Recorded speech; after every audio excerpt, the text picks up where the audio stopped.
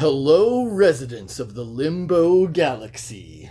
Welcome to the Bullied Nostalgia podcast. I'm joined by our squad's leader, Jonathan Quick, aka Quicksilver. John's the leader? Silverhawks! We also have our pilot, Blue Grants.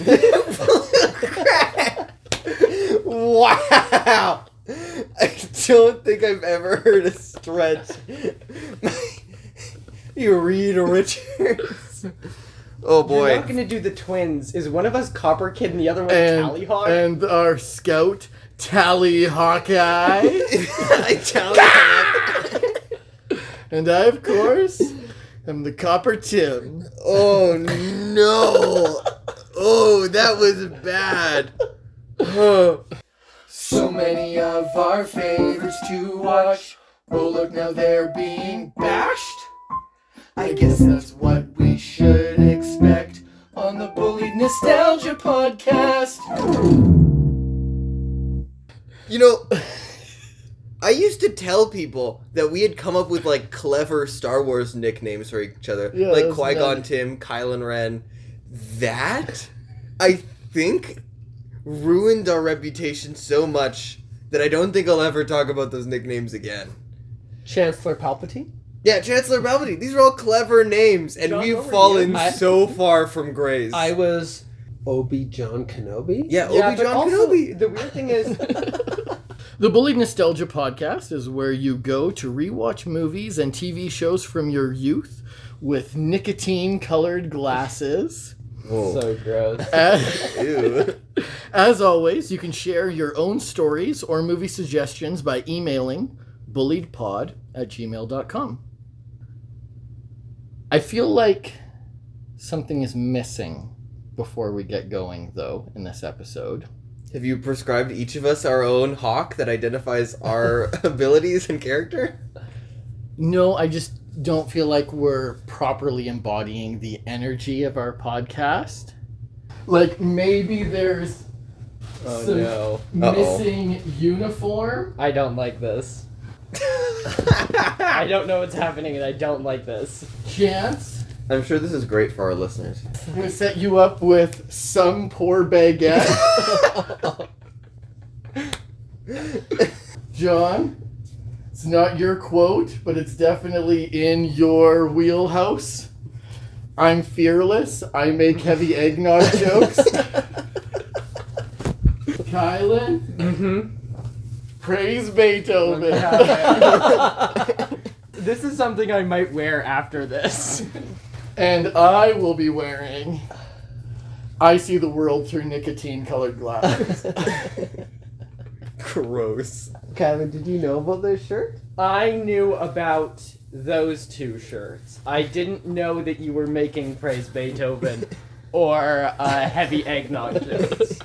And I got to say praise Beethoven first. Yeah.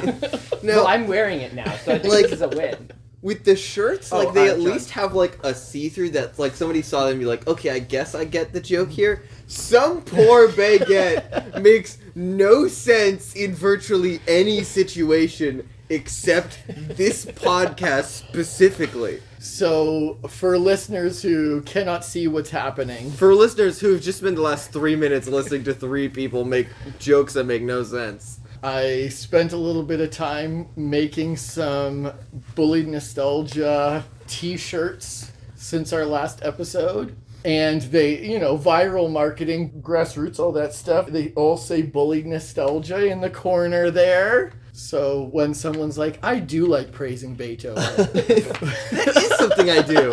Honestly, this one's the most likely for somebody to wear outside of this, I feel like. No, I think it's the nicotine-colored That's glasses. fair, that's fair. That's Yours so yours cynical, I does- could see that in a Spencer's, for And it sure. does look like a real shirt.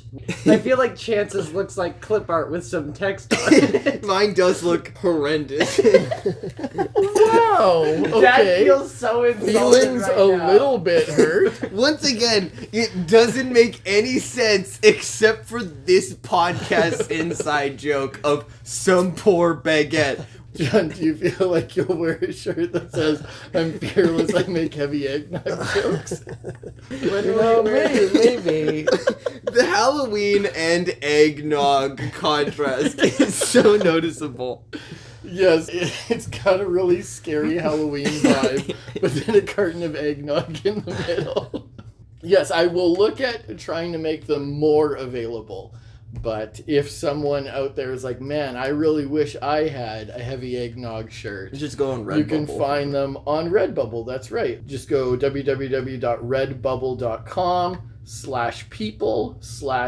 www.redbubble.com/people/Nesquik. That's me. I didn't think that you would have them /shop. made so fast. I know. Oh, That's other how I people catch can up. buy these. That's how Redbubble works. Yeah. Yes. Wow. So I could buy a Praise Beethoven shirt. You could Yes. have your own. You're trying to out Beethoven me? Yeah, every time now, instead of saying it, John's gonna just like pull off and reveal he's wearing Praise Beethoven. So look, I win. Okay, so today's episode is focused on my first love growing up. When we lived in Kalamazoo, Michigan, my babysitter would let me watch Silverhawks, much to my mom's chagrin. When we would move back to Canada, none of my friends were familiar with it.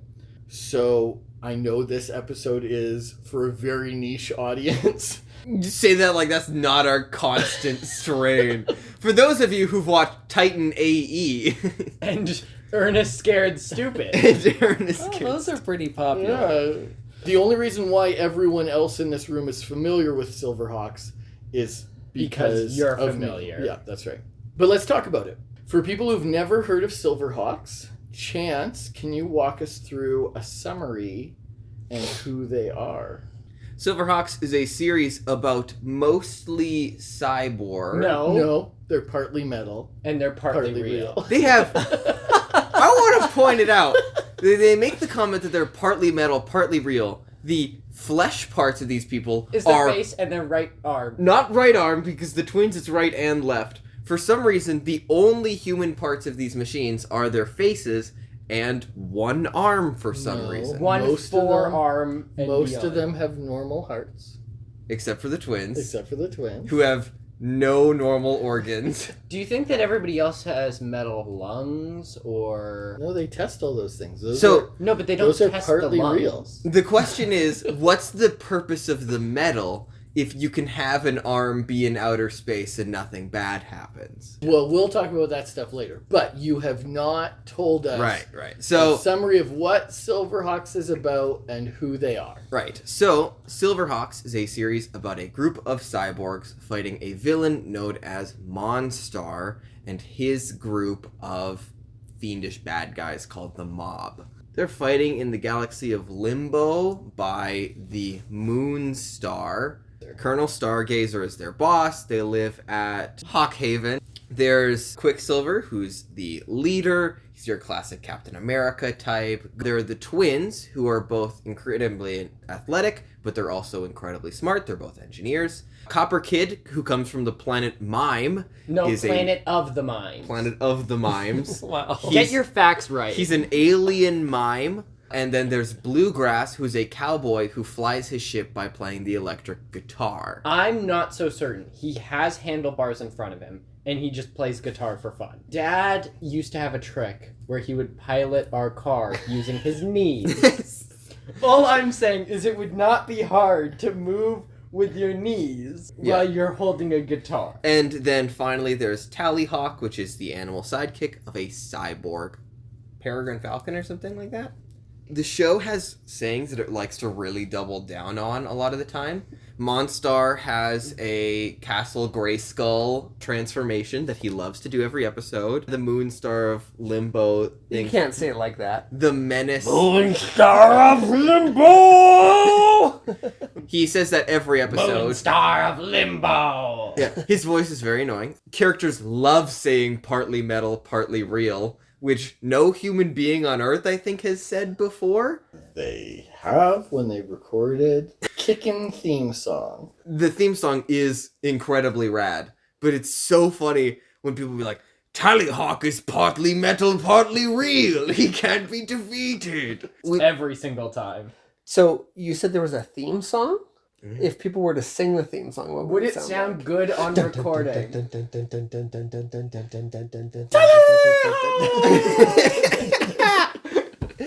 I was waiting for it. So, confession time. I very rarely back down from my bad ideas on this podcast. That's not true. We have Fast and the Furious 35 as proof. We have a third theme song as proof that that's not true. But I still put it in the podcast at a later that's date. fair. We have Ninja Turtles 2 audio clips. That's right. You hear all my bad ideas. I did record a cover to the Silverhawks theme song for our podcast. And it was partly old guys, partly young. This is amazing! No, it's It not. did not sound good. No, I promise you, listeners, this will make it into the podcast.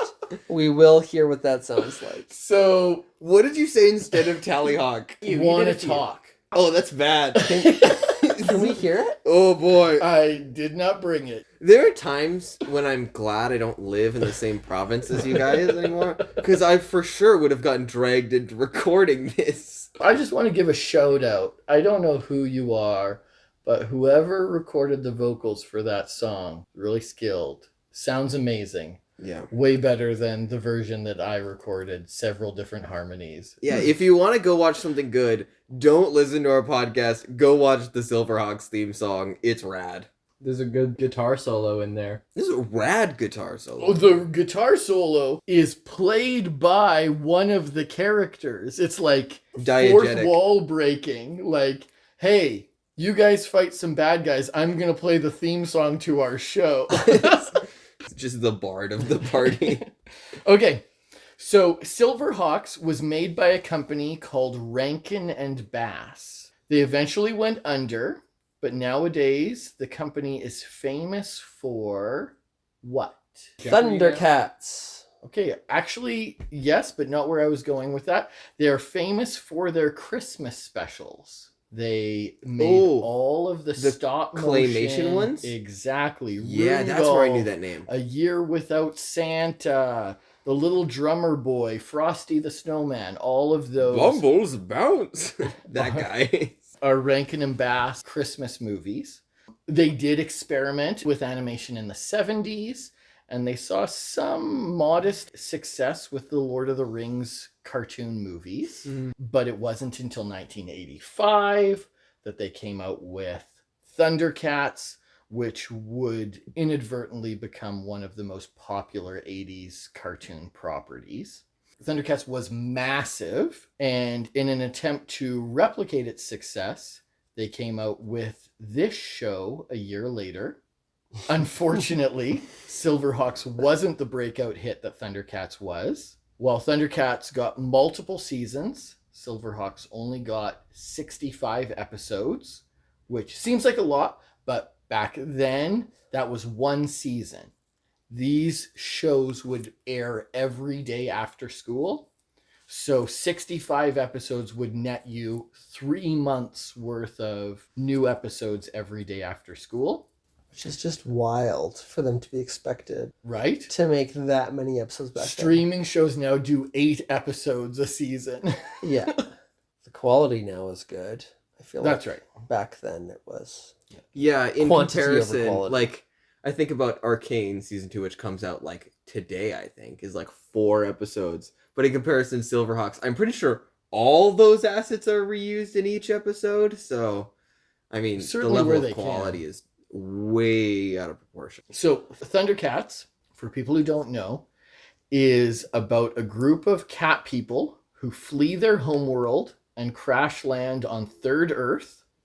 In an unfamiliar place and out of their element, they must fight a frail enemy named Mum-Ra, who would chant, "Ancient spirits of evil, transform this decayed form to Mum-Ra, the ever-living," Which is exactly like Monstar. which would transform him into a hulking beast. Yeah, it's the same show. It didn't help that Silverhawks and Thundercats also had the same voice cast. Mum-Ra and Monstar are literally voiced by the same guy. It's one of those things where they recycled a lot from Thundercats. This was still the thing that I loved. They would try again a year after this. Tiger sharks. Tiger sharks. So they did the trifecta of Air, land, and sea. air, land, and sea. So each one would have like a descriptive word and then an animal, right? Tiger, sharks, Tiger, Thundercats, sharks. Silverhawks. You made us watch some tiger shark episodes a couple of yeyears ago. Oh, wow. Do you remember that? I remember watching. I didn't remember that I forced you to do it. Yeah, we had an Yeah, agreement where we each got to pick like 3 episodes of our show. So I picked Spider-Man, Chance picked Gravity Falls, and I don't know what Kylan picked. I think I might go out and left out. I don't know. Kylan was too young, he didn't get to pick. No, I vividly remember the Spider-Man one. Because that's when we got the Mysterio being a plant. Yeah. So this show takes place in the 29th century. And essentially, a big bad guy named Monstar breaks out of prison. And there's no real government in place for that galaxy. So the only law enforcement that remains is Stargazer. And so he asks for help from Earth. And so the only way they can ship reinforcements 100 light years is to artificially alter their bodies. Most of them. And so Unless that's it's their where left/right arm, we which is get okay. Bluegrass, Quicksilver, Steelheart, Steel Will, and the Copper Kid. Chance referenced in the previous episode that this show is bonkers. And I do really like that about it. Like, all of the villains are so random. You got Yes Man, who's a little bit sluggy. Escargot from And Escargoon. And he just says, "Yes, boss, yes." And can fly, apparently? One scene he can. Yeah. But yes, I do think all of the people that make up the mob, the different villains, is just such a cool part of the show. Mm-hmm. I love that they're all so unique. Each of the villains were fun in their own way. Mumbo Jumbo always gets hurled into space and other people have to go get him because he can't do anything. Buzzsaw's saws famously never cut through anything, and he They explodes. break within 2 seconds. Yeah, He's and made he of explodes paper. every episode as the robot, so he's allowed to do that. There's the Weatherman, who's a tuning fork and controls space weather, But apparently. he's Windhammer. so worthless. And the first time you see him, he does nothing the entire fight. And then the Silverhawks look at him funny, and he makes what looks like a ladle made out of lightning, and he uses it to ride away. Yeah, I'd encourage listeners to just go, well, first of all, go, like Chance said, watch the theme song, because you'll get to see how cool all the villains are. It is a pretty cool rogues gallery. And the heroes, the Silverhawks, look so cool. The animators for sure know how to animate metal. I think. Well, there's that, but I don't know who designed these guys. Also very good at partially animating real. I don't know who designed these characters, but their face shields are kind of have like a Boba Fett. Yeah, it's a little bit Mandalorian thing. before. Well, Boba Fett had been in Star Wars before this, but it's only like the slightest inspiration. It feels more like almost knights, like classic Knights of the Round Table. You've got the slit helmet look. They do look awesome. I joke about their cyborg parts being really inconsistent, but they do look very cool. But the major issue I have with those face mask shield things is that they don't really seem to do anything. Yeah, okay, so let's talk about that. Chance was like, everyone can breathe, like what's going on in space and all that stuff. My interpretation of this show is similar to the way I used to interpret Star Wars, which was before Disney took over. Which is that space is colonized and there's air. Yeah, is that space isn't the same as we think of here, right? Like, there's explosions, there's shooting, there's sound, all these things that wouldn't exist in real space. And so my interpretation of Star Wars up until the last decade was that you could get out of your X-Wing and you could fight in space. And so when we're talking about X-Wings, when the wings are closed, the jet can go faster. When they open, that's like battle mode.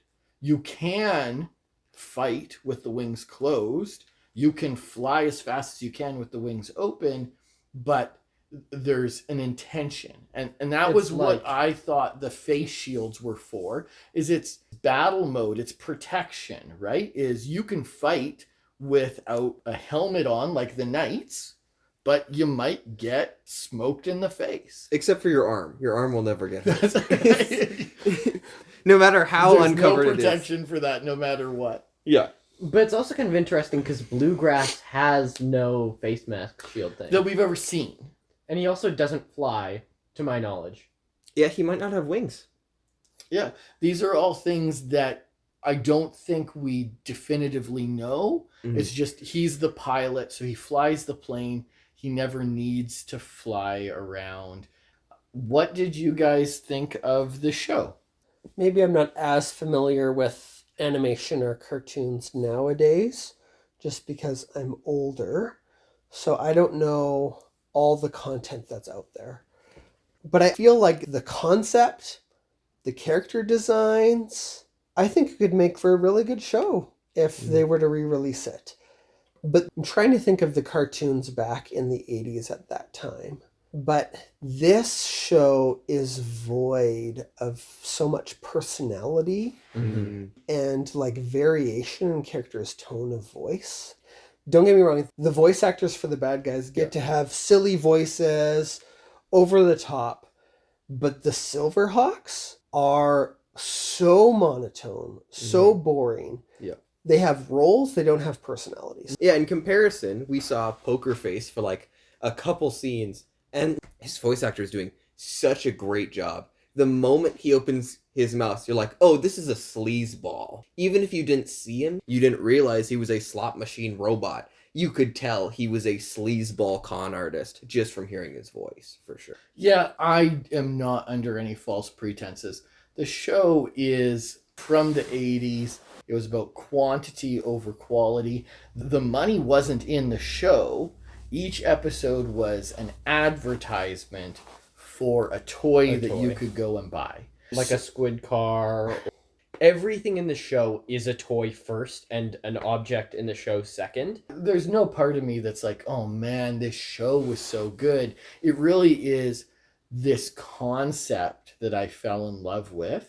The designs of everything is so weird, but also somehow cool. Like Steelheart's hair is her armor. She has a wisp in her armor of how her hair curls. Of a perm. And you're like, that's so dumb. But then like she puts down her face shield and somehow it looks cool. It's like whoever designed this stuff was on another level. And they're like, okay, how do we make these heroes powerful? Okay, they have wings that open up under their arms when they want. They have talons and blasters in their feet. But also they have lasers in their shoulders. And they shoot when they flex. Like They have none in their hands, which is such a weird choice. it's like every time they pose like Adonis or something like that, lasers come out of various body parts. And it's like, this is just so bafflingly strange. Silverhawks go to the gym and it's just on fire. Yeah. Well, like, But I've never seen anybody else do that in 30 years since. And it works. Like, it's so strange, but I like it. Yeah. all the characters look awesome. The music is like punchy and in your brain from the moment it hits you. Like the crater-scarred red planets they see as a burning sun burns down, as these human cyborgs just start tearing shit up. It's so awesome. And then somebody opens their mouth and it's all bad. It instantly dive bombs and you're like, oh, this sucks. Something else that's interesting about this show, like I could be wrong on this, but if not the first, this is one of the first where the hero cannot stand toe-to-toe with the villain. In every show before this, if He-Man goes up against Skeletor, He-Man's coming out on top. If Duke goes one-on-one with Cobra Commander, Duke's gonna win. In all of those big shows, even Lion-O versus Mumra, Lion-O had the Sword of Omens. These great heroes were people that we looked up to because they could take on the enemy.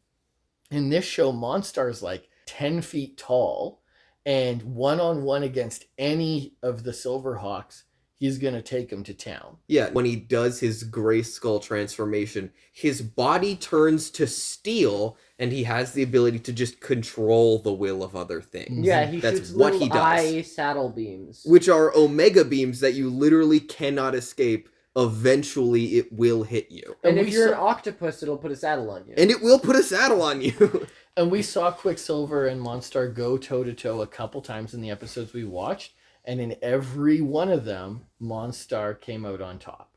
I think that that's cool. Like, it reinforces this need for teamwork and that one person can't do it all. This is true. However, there is one character on the team who always wins regardless, and that's Tallyhawk, who is supposed to be the animal sidekick. He's supposed to scout it out. But normally what ends up happening is Tallyhawk goes, sends what's going on back, and then beats everyone up by itself? Yeah. I have watched an episode where the mob get Quicksilver's remote control watch, and Tallyhawk just beats all the Silverhawks. Is the implication that Stargazer would go and beat up Monstar? Because Monstar got put in prison by Stargazer. That's right. So a couple things to remember. One is that the mob that works for Monstar is probably not people who worked for him in the past. Mm-hmm. They were all in the prison? That's right. They were all in the prison. He went and he broke them out. So in a past life, Stargazer beat Monstar, but he probably didn't have an army at his back. And in later episodes, we get to meet an old Silverhawk named Condor, who was part of Stargazer's team.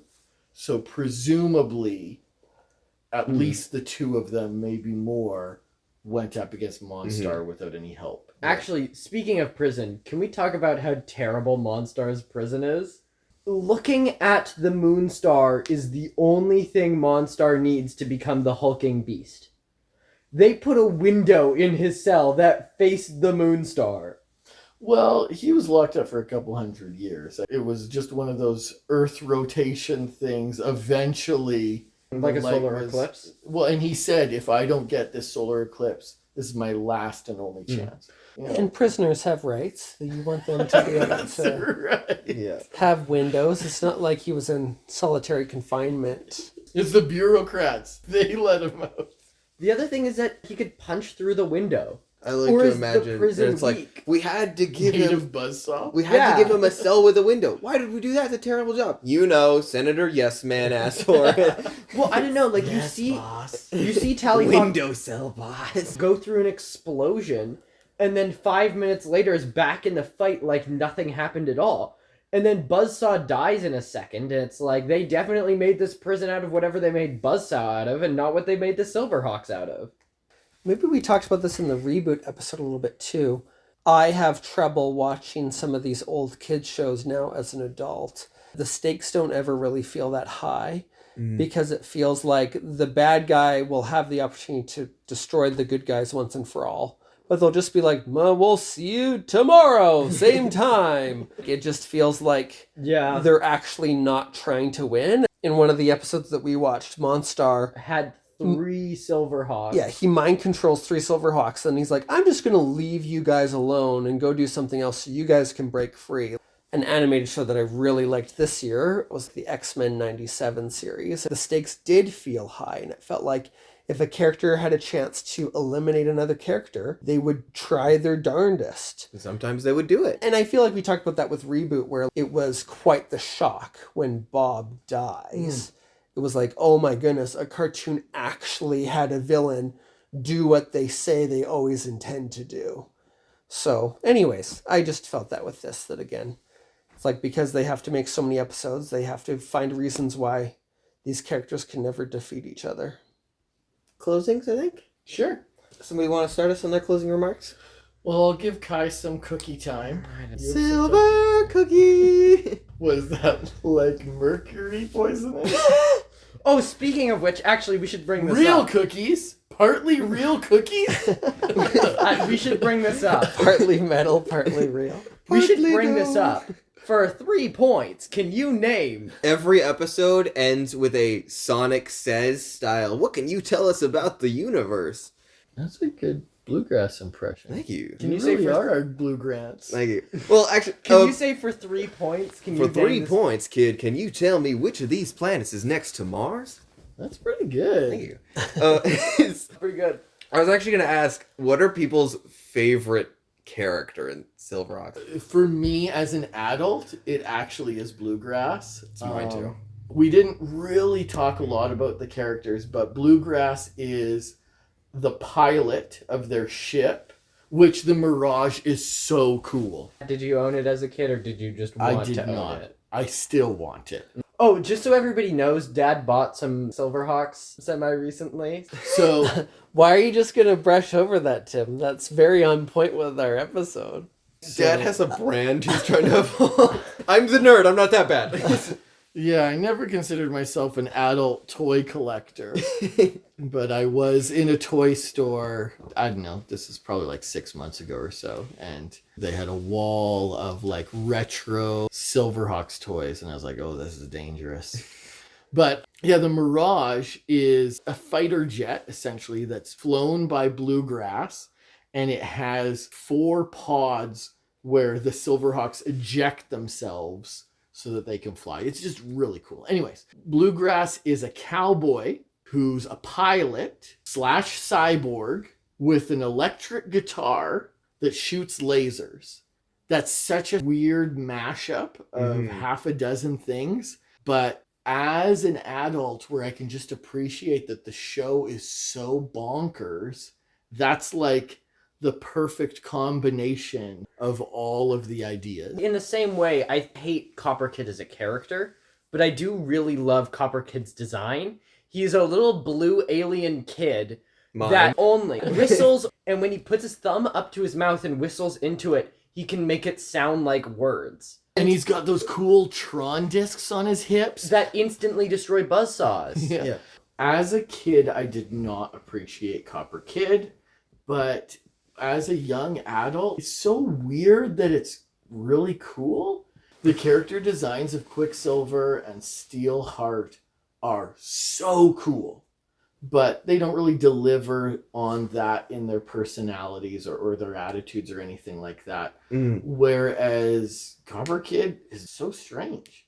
And when I was a younger adult, I had my own little business where I painted things. I painted some murals, I painted windows around town and those types of things. And my business's name was Copper Kid Colors. It was a little beaten up robot with like a paint palette who was copper. He didn't look like a Silverhawk, but it was definitely an homage to this character. And Steel Will almost gets there. Steel Will, although a genius, is supposed to be a jock. So he always wears sweatshirts of his team. He calls Colonel Coach instead. His helmet looks like a football helmet. And he talks about what they're about to do like it's a game plan. John, your favorite? I like Tallyhawk. Yeah, I think looking at it now, Copper Kid is kind of the coolest design. Compared to the other Silverhawks, it doesn't really matter that he can't talk, because when any of them talk, it's not that interesting. That's actually a fair point. That's a very good answer. And the 2 bad guys that I really like are Mumbo Jumbo, which is like this anthropomorphic bull who can essentially hulkify and make himself big. And breathe fire. And I also like Buzzsaw because I just think it's a cool design. The mob is so diverse and so interesting. Even Monstar has a boring character design when he's armored up, but his weapons are his elbows. And that's strange too. Like, he flies with his elbows. Who thought that was a good idea? It's very strange and very cool. I agree, Buzzsaw is one of my favorites. He's got a simple design, but he looks really like a Mega works. Man villain, is how I worded He it. does kind of look Yeah. like a Mega Man. He looks like Sawman is the best way you could put it. I think Poker Face is not one that I appreciated when I was younger. But his design is awesome. But his design Rad. is very cool. I also like Melodia because she's crazy. Chandler Bing. For people who are confused, the voice actress who does Melodia's voice is Janice from Friends.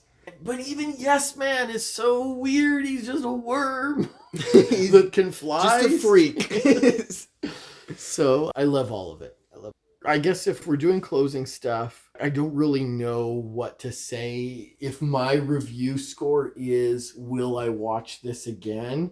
Yeah. Of course I'm going to watch it again. Like, this is the one part of my childhood that is sacred, if that makes sense. Nothing anyone can say to me will hurt my feelings about Silverhawks.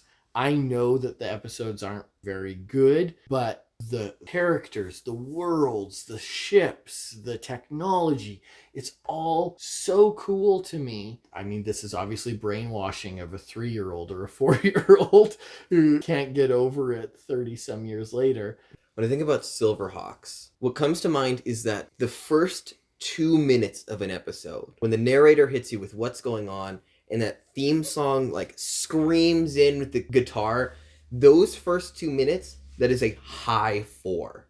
And then the moment somebody talks, you realize this is barely a 2. I'm probably going to listen to that theme song at least 100 more times before I die, because it is some of the raddest television. I love it to death. It is so cool. I own a DVD of the Silverhawks. Will I watch any of those episodes? No. But those first 2 minutes, when the narrator tells you what's going on, and the theme song hits, and the world, and the amazing animation, and these crazy people see Monstar transform, and you don't know what that's all about. In my hopes and dreams, it's a 4, but in reality, it's a 2, is the best way I could put it. Well, I did not write a love letter to Silverhawks. This is the first time John's about to be the straight man. I would like to read my love letter to the Nutcracker Prince. I'm one episode behind every time. So, I had this idea of new reviews, and we'll see if I ever remember to do it. This show carries a lot of positive memories for me in my childhood. The episodes that we did own on VHS, I rewatched many times. I think the world building is super cool, and the characters are excellent. The show is very slow moving, and it feels like not a lot happens every episode. So if I'm just hanging out with my brother and he's like, hey, do you want to watch some Silverhawks? I'd be like, well, yeah, kind of. But then, I'm also sure there's a lot more things that would be better to watch. I really wouldn't mind if they remade it and then just gave the characters a more... I think the best shows are compelling characters in a compelling world. This has a compelling world, and they just need to remake it to have compelling characters. Yeah. If Silverhawks got the X-Men 97 treatment, I'm sure it would be awesome. Mm-hmm. Just because that groundwork and foundation is so solid. I've taken credit for a lot of things with this podcast. Josh Gad has been very open about the fact that he's shown the Spaceballs 2 script to a lot of people, and they're getting a lot of traction. So obviously that's thanks to Bullied Nostalgia. We did it. But the people in Australia who watch our show, they're all producers. Silverhawks is getting a comic book in January, so we can't take credit for that. They've been talking about trying to get a movie or a TV show off the ground for a long time. It's just really tricky because this was less successful than Thundercats. And Thundercats doesn't even have any traction right now. That's right. So Thundercats did get a remake TV show, and it got canceled after 2 seasons, I think. It was a very good show, but not enough people were watching it. And so if the big brother to this show can't succeed, who's going to put money into Silverhawks? Mm-hmm. Which I think is sad too, because I feel like if there's any era that would work, I feel like this is it. People are obsessed with the 80s stuff, you know? I like thought you were going to say Janice from Friends. Well, that too. So I never got to do my review. Yeah, That's right. We're waiting on your we're cookie. buying you time. We're buying went you to- baking time. I went to the Wikipedia page of different types of cookies, looking for a pun. Yes, man, cookie. So Yes, I cookie. found two Cookie. okay puns. There was silver doodles and hockaroons. Pretty terrible jokes. But Macaroons. yeah. But then I scrolled and I saw a fortune cookie. And I was thinking about it. Fortune cookies are way more fun in concept than in reality. Wait, were you on the Silverhawks Wikipedia or the cookie Wikipedia? Oh no, I was on the cookie Wikipedia. Every cookie ever made. yeah. They say where they're from or whatever.